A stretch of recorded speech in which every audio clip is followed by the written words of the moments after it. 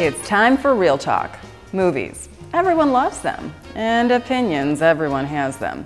But your opinion is the one that matters. Real Talk allows you to become the film critic. So let's see if we agree on a film, or do we agree to disagree? Thanks for tuning in to the Daily Journal's Real Talk. I'm Pamela Powell. The Thanksgiving holiday is upon us, which is the perfect time to go to the theater or rent a DVD to watch with the entire family. Everyone knows the classic Christmas films, but let's focus on Thanksgiving here. And I have just the list for you to see. If you want to stay home and let that food digest, here is my favorite Thanksgiving film. From 1995, Home for the Holidays, stars Holly Hunter and Robert Downey Jr. and is directed by Jodie Foster.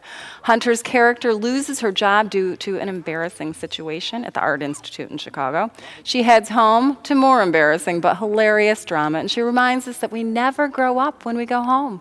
The dialogue is quick-witted and memorable, as this family is quirky and dysfunctional, just like my family and maybe yours too. My apologies to the Powell and Kammer families.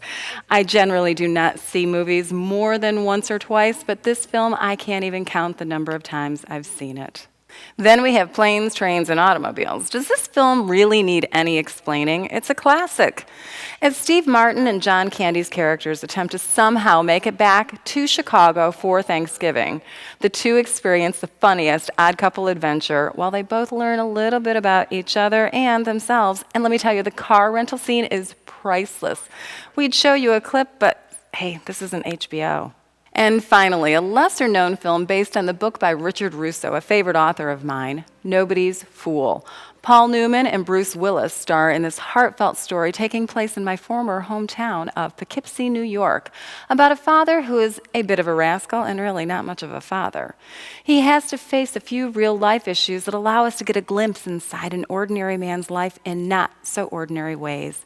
Beautifully shot with powerful acting and writing, this film will leave you speechless and thankful at the end. If you need a break from the house and cleaning up, head to the theaters to see The Good Dinosaur, which opens this weekend. You can see my full review in the paper. This Pixar movie looks promising as it's directed by Peter Sohn, who you'll remember from Ratatouille, The Incredibles, and Finding Nemo. The story takes us back to the land of dinosaurs, and an apatosaurus named Arlo makes an unlikely human friend. It looks like a wonderful story of friendship full of adventure, as only Disney's Pixar can do.